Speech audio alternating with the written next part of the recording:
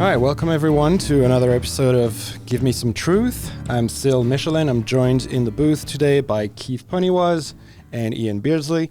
And the topic we want to cover today is the Corporate Transparency Act, which I know sounds like the most boring topic in the world, but we promise you it actually isn't. And it's also a very important topic, right? And it's a topic that can affect a lot of people. And I suspect there's a lot of people listening today who may not know about this. Exactly. But may actually be very directly impacted. So a very important topic. Fortunately, it has a really catchy acronym, right? Right, Ian, this whole controversy. What's the acronym again? It's FinCEN. Okay, and FinCEN then but BOI. also CTA, COI or something like that. Right. Yeah, it's referred to in multiple ways. Yeah. So a lot of catchy acronyms. But Ian, this is one of those cases where every once in a while people in our office get excited about topics that I don't think normal people, frankly, would get excited about. And Ian got very excited about this topic, and Sil and I were discussing it and kind of, this may have some effects. It'll have effects for both folks in the U.S. and outside of the U.S. So this is one of the podcasts that we're doing that will be a crossover, a global, not ex-US, but a VT, not a VX-US sort of podcast here. And so it has effects for both sides. And Ian, comes to us with a background in corporate tax and all of that. And so I guess to sort of start off with Ian, what does the Texas Top Cop Shop have to do with all of this? Yeah, there are a lot of colorful names in this. But maybe we should just start back at the beginning. So the Corporate Transparency Act was passed in 2001, and it created 2001 or 2021? 2021, excuse me. Okay. No problem. I was like, I know this has been out there for a long time, but that not sounds that like a long. really, Not that really long. long time. 2021. Okay. And it created new reporting requirements that became effective on January 1st, 2024. So there was a little bit of a delay. The law is administered by something called the Financial Crimes Enforcement Network, which is a department of the Treasury. It's in the Treasury Department, and so this Also known as FinCEN. yes, And FinCEN. this is a group that expats will know from filing FinCEN 114, Yes. formerly known as the FBAR.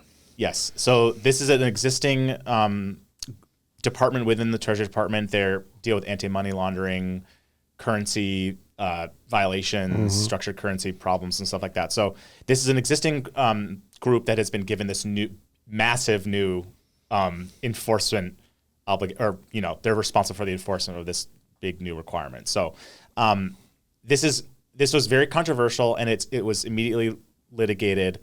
And the case you're referring to, the Texas Top Cop Shop, is the plaintiff in a case that went all the way up to the Supreme Court. And I don't think we want to go into all the legislative details and litigation details because it's pretty complicated. But the bottom line is that there was this requirement. The Supreme Court on January 23rd upheld the requirement that people have to do this filing. But then there's another case that also has an injunction in place. So bottom line is currently people are not required to file under this. And so why is this so controversial, and what is the requirement about? What would the disclosure require you to do? Yes. So it's called the Beneficial Ownership Information Reporting Regime. That's the new thing that was created. And under this regime, certain entities must file information about their owners and their beneficial owners. And I'm not going to go into the details about, there are exceptions to who must file, but typically it creates this affirmative duty to file information with FinCEN. And it's controversial because it's a brand new filing requirement. There's never been anything like this before. It's controversial because a lot of people don't know about this requirement and the fact that it's currently in place. It's not in place. Yeah, exactly. It's Schrodinger's requirement. Yeah. Controversial because there's potential criminal and civil penalties for noncompliance. So, yeah, we can go into the details about why it's controversial. And what's interesting about it is so I worked for a bank for over a decade, and it's true that when we started working with new entity clients, one of the bank's responsibilities was to establish beneficial ownership, and that's kind of been traditionally who's been in charge of establishing beneficial ownership. There wasn't necessarily a reporting requirement that the company had until maybe they went to the bank and they said, I'd like to open an account. And that's when the bank would force them to make disclosures about who actually owned the entity. And I think and that was a kind of legacy, I would say, as much of anything from 2001, the Patriot Act and Know Your Client and all of those sorts of things. Exactly. And I think this this act, the Corporate Transparency Act, attempts to shift some of that reporting burden kind of away from banks and financial institutions and place that burden back on the entity itself, on businesses. That's at the heart of the issue. The law creates requirements for the entities themselves. Right. And I have some numbers here. So in the United States alone, there are potentially 33 million entities that would be subject to this requirement. A study or a survey done in December of 2024 revealed that 93% of these entities do not know about this requirement. Right. So we're talking about tens of millions of new reporting entities that have never done this kind of reporting before, who don't know about it and face potential criminal and civil penalties for noncompliance. So that's the issue. So in the past, maybe there was 100 global banks that were handling these requirements, and with billion-dollar legal staffs and all the resources, compliance departments. So people who are checking every box and making sure everything was performed correctly. Now you're talking about single-member LLCs. Right. I am a single-member LLC owner myself, and I had to do this requirement, and I had to file all by myself, and I had to look up the rules and how to file. So this is capturing tens of millions of more people than were previously impacted, I would say, directly. And there's no real, and there's exceptions, as you alluded to, and it's fairly complex. And I know some entities are exempt, in particular entities in very regulated fields that already have certain disclosure requirements from their own regulators in their fields. But potentially it's something that would affect every small business owner. So it's not there's no threshold in terms of revenue or anything like that, really. So if you just set up an LLC because you get some self-employment income or whatever, you would fall within the requirements of making those disclosures. So there's millions of people out there who have this requirement. They just don't know about it. Yeah, 30 million in the U.S. Yeah, right. And you may not even, I have an LLC because I get some consulting income, or I write articles and on a topic and get paid into the LLC for whatever reason. It's a case where, as you've noted, I think as part of this, there's just not been much awareness spread into the general public. People don't know about it, and because as well, it doesn't affect the people with compliance staffs whose jobs are to read these sorts of bulletins from the IRS. They don't read keep in their tax newsletter like Ian does. Exactly. To keep up on these things. I just think of someone doing their corporate taxes, sitting at home at their kitchen table now with this new requirement. That is how it's happening now. Yeah. People are just doing it. They're trying to figure it out on their own. Yeah. Right. They're potentially making mistakes that could trigger criminal penalties. And it's not a terribly complicated filing. The FinCEN 114 we've always talked about is not that complicated. It's just a hassle. And this is a new hassle in the life of business owners, right? You could make that case. So why, we've kind of spent some time talking about the cons and the lack of implementation and publicity around it. Why did they do this? Yeah, I want to be fair to both sides of every argument. And there's, you can definitely make a case that there are bad actors out there who launder money and use shell corporations Right. for nefarious purposes, and that stuff absolutely happens, right? I mean, so there is a case to be made that this new reporting regime will provide the Treasury Department and the Department of Justice and other enforcement agencies with more tools to go after these bad actors.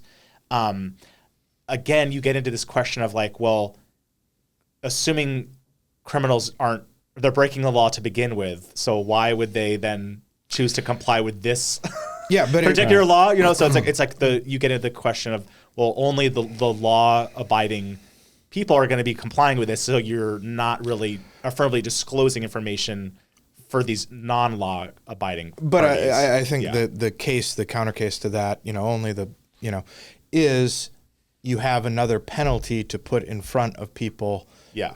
So if, I'm the criminal and I make you open up the account, right? And I make you put your name as filing the form, then the money laundering group, the feds can, they can come in these cases and say, in addition to all this, we have this, and can start lopping penalties on. Absolutely. Yeah. I agree. Yes. And it also, I think, to some extent, the U.S. has become a little bit the world's Switzerland because of our relationship to GATCA versus FATCA. Mm-hmm. And, we don't share information with other folks around the globe. And so it has made the U.S. a little bit more susceptible to, various trusts setting up businesses or hiding, owners of American properties through various shell companies and so on, and, made us more susceptible. So I think in that sense as well, it's responding to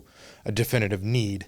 And as we've already talked about, the regulatory burden generally falls on the banks, right? Mm-hmm. And it's a case where the bank gets in trouble if, I send you in to represent for me. So this may be one case as well where, for the banks as well, it's lightening their regulatory burden in some sense. And, they can say, well, what did you want? This guy's been lying to you. He's been lying to us, in some sense. So I think in terms of money laundering, is it an overreach? Perhaps, but there are, you can see if you follow kind of the way money laundering has been going for the last 20 years. It's another tool for enforcement, and the question is always, is the burden that you're placing on American entrepreneurs and small business owner worth it? But it's true that it's going to be a significant burden even on very small businesses. It also reaches even beyond just U.S. borders, because really we were talking about this earlier. It's going to have implications for people outside the U.S. who maybe have used the U.S. LLC as a way of investing into the U.S., which is a very, very common structure for people around the world. So especially for real estate, right? For real estate, right? So it's very standard for non-Americans who want to buy a condo in Miami or whatever to do so through an LLC. And now, so you're going to have people on the other side of the globe who are going to find themselves subject to these new disclosure requirements, and it's going to be another challenge in getting these requirements, enforced. There's actually a way that even a foreign company, to the extent that it registers to do business in a particular U.S. state, would also face the same disclosure requirements. Yeah. So, if you look at the details, it's very, very broad. Yeah, it casts a very broad net, and it's not just the entity itself that has to disclose information. The whole point is that we're disclosing information about the owners and the beneficial owners of the entities. Right. So it's like this very expansive net, and that we're not really sure where that net stops. Right. It could potentially it's definitely a global issue. Well, people not subject to U.S. laws and other U.S. laws are potentially liable under this regime. So, I should have said at the beginning, we are financial advisors. I'm a financial advisor, and I feel qualified to give financial advice. I don't feel necessarily as comfortable giving legal advice. So with this issue, I think we recommend people talk to their attorneys on this issue, because This is really significant, yeah, and I think it gets into very complicated legal issues and criminal sanctions. So talk to your attorneys. Absolutely, talk to your the lawyer. The first step should be, if you have a simple LLC, a 1 or 2 member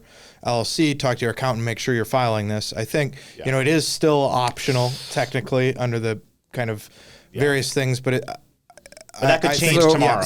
Let's kind of give an update a little bit maybe on what's happening in Where do we courts sit? because like you said, this thing dates from 2021 and we're still kind of feeling our way in the dark in terms of knowing what the actual requirements are, and that's because of litigations, right? So people have been fighting the implementation of this new law, and it's still kind of up in the air as to how and when exactly these requirements are going to become effective. Yeah, so I can go into that quickly. I mean, I kind of jumped over that at the beginning, but so the law as it's written that's on the books currently, the statute, it's federal statute, basically every entity that was formed before January 1st, 2024 had to file this new filing by December 31st, 2024. So any entity formed during 2024 would have to file within 90 days of formation. And then any entity formed 2025 and beyond would have to file within 30 days of formation. So that is what's on the books of the U.S. government right now. There were 2 injunctions placed by the various federal courts. So the injunctions stopped that filing requirement. One of the injunctions was appealed to the Supreme Court. The Supreme Court reversed that injunction. Forgive me if I'm getting the legal terms technically incorrectly. So the law, under the terms of that, the law on the books was free to operate. Yes. Yep. So the Supreme Court said one of the injunctions was lifted. So, however, they did not address the separate injunction. So there's a separate injunction in place that is currently in place today. If you go to the FinCEN's website, it'll say you do not have to currently file as of today, and there's no legal liabilities for non-filing and non-compliance today. These things change daily, right? So there could be something that could happen in the courts that could create that could reverse this injunction tomorrow and make the requirement effective. So what we're recommending is definitely be ready. Reporting entities should be ready to file. Everyone should have all their information at hand, because this could come down at any moment, and you could have to file in very short notice. And if you're a simple kind of LLC, I think being ready, having everything set up, 1 or 2. This is like a 5-minute kind of deal. It can be for simple, but there are a lot of complicated LLCs out there. Yeah, no, and that's where we're getting before we jump ahead. If you're a more complicated LLC, then I think talking to your CPA, talking to legal advice, finding out, making sure they're aware of it, finding out what all you need as well as part of it. So if you're a simple LLC, if it's just you're a single member, if you're in the U.S. or abroad, you should have all that information. It should be fairly straightforward. But if you're a more complicated LLC, you've got multiple members, that's when now you should be engaging with counsel, CPAs, figuring out what all information may be required, because that's one of the things for me. I walk downstairs and can grab all the information, right? If you have partners elsewhere around the world, or partners elsewhere in the States, or a trust owns part of the business, then it gets more complicated. And in those complicated cases, that's where you want to bring in. Can I just go into some of these interesting sort of details? So just to go off of that. So the reason why this is complicated and controversial is not necessarily for those single member LLCs. Like, as I said, I have a single member LLC for myself, for my consulting work, and it took me 5 minutes to file. Right. I did it myself. It didn't cost me anything. The problem is, say you have a partner.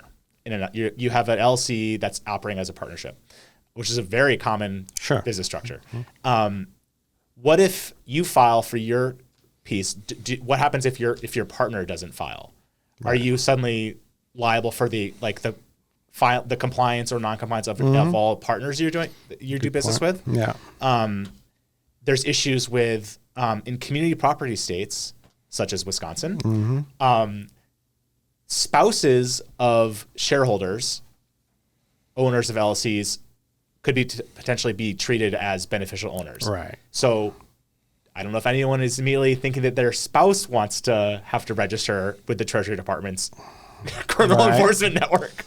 Good question. Right? So these are the kind of issues that that have come up and that are causing people some anxiety. Yeah. And I think there's a legitimate reason to be anxious about some of these things. And it's compounded by the fact that let's say that FinCEN hasn't been overly communicative about these nuances. Yeah. And this is new. There's no case law on this yet because no one's been sued for non-compliance yet. So there's still a lot of gray areas that would have to, under the common law system, you kind of have to see what the courts are going to do. Or they would have to issue guidance. Does anyone want to be the guinea pig to be the first one to be sued for under this to set the case law? I mean, I don't think I would want to be that in that position. Yeah, and I think generally, you have to wait. I mean, we saw with IRAs, you didn't get the law, you didn't get the guidance from the IRS for 3 or 4 years. I imagine as well, FinCEN has this new requirement and is tremendously underfunded to do the legal review and do all of that. So it'll take some time, and they're probably federal hiring freezes. Yeah. They're probably as well currently in the litigation part of that. So the legal resources are being put to defend it in court, and is this, they don't want to issue guidance on something that they're not sure is actually going to be a law. Exactly. So I think there are a bunch of kind of gaps there, but I think if you're taking away something, have it ready if you're simple in case this changes. Be in touch with your CPA if you have an LLC, and then if you have a more complicated LLC, talk to lawyer, talk to CPA. Yeah. Make sure you're staying abreast on any of the developments, including like that wrinkle that you said. Well, do I have to include my spouse? How do we? A trust is another case. If a trust owns an LLC, is the trustee a beneficial owner? Is the beneficiary of the trust a beneficial owner? Yeah, I mean these are things that are really kind of scary to think about. I want just a comment on what you said. When you say talk to your CPA, a lot of CPAs don't want to touch this, right? And a lot of attorneys may not want to touch this because it's like, and if you can find a CPA who will help you, they may charge you some exorbitant fee because for them, it's really risky. It's a really risky engagement. There's no case law. It's up in the air. So that's another wrinkle that people may have a hard time finding professional counsel on this because it's so new. And we just want to let people know about that could be another challenge you face. But what I would say is in contacting your CPA, they should know if it switches from you're required to file, to you're required to file, not required to, They should at least know that much. I would hope. They may not want to handle the filing. Because that's really the risk, right? Is, do you need to file and just not learn about it? I think in most cases. Right. Yeah. Do you want to go into some of the predictions? Or are we out of time? Well, yeah. Actually, what do you think is going to actually transpire? Let's get your predictions. Yeah. Well, so this is we can just quickly go through this. The Congress is kind of thinking about this currently. There is Senator Tuberville is kind of leading the charge against the CTA and this regime. He's proposed a law called the Repealing Big Brother Overreach Act, which I thought that was very catchy. So there is a lot of congressional momentum and desire to repeal the CTA fully. That would be one option, which would obviously get rid of this regime. There's some thought that the new Trump administration Justice Department would let that second injunction stand and just not challenge anything. And so they would just sort of, I guess, administratively allow this to go to keep the injunction in place, and which would have the effect of making it irrelevant. Yeah, it would have the same effect as a repeal, but it would just technically still be like a permanent injunction. So there's some thought that would happen. It's likely that I would feel comfortable saying that Trump wouldn't want this regime to stay in place, but that's just a prediction at this point. So I would say that there's a decent chance that this whole question becomes moot because there may just be a change in Congress or in the administrative proceedings around that. So fascinating. Yeah. So, like you said, it's both a really important, serious topic, something that potentially would affect a lot of people, including some of our listeners and our clients as well. So definitely something to be aware of. And at the same time, it's this kind of surreal situation where you have such a massive change happening, but may also not happen. And there's a couple of ways they may not happen. It could be because of litigation. It could be because of congressional action. So a lot of stuff up in the air, but nonetheless, a super important topic and something that we wanted to make sure that our viewers were aware of. Yeah, I think the awareness is really what we're trying to get at. Is, hey, make sure, because as you said, CPAs aren't aware of this sort of stuff.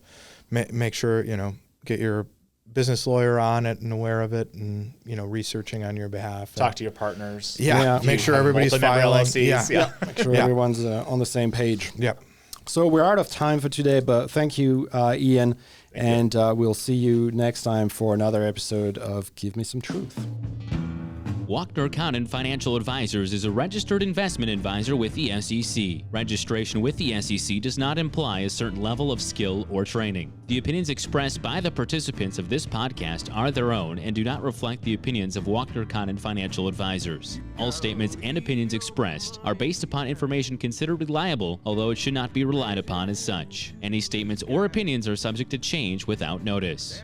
Information presented is for educational purposes only and does not intend to make an offer or solicitation for the sale or purchase of any specific securities, investments, or investment strategies. Investments involve risk and, unless otherwise stated, are not guaranteed. Information expressed does not take into account your specific situation or objectives and is not intended as recommendations appropriate for any individual. Listeners are encouraged to seek advice from a qualified tax, legal, or investment advisor to determine whether any information presented may be suitable for their specific situation. Past performance is not indicative of future performance. Thanks for listening, and for further information, please visit WalknerCondon.com.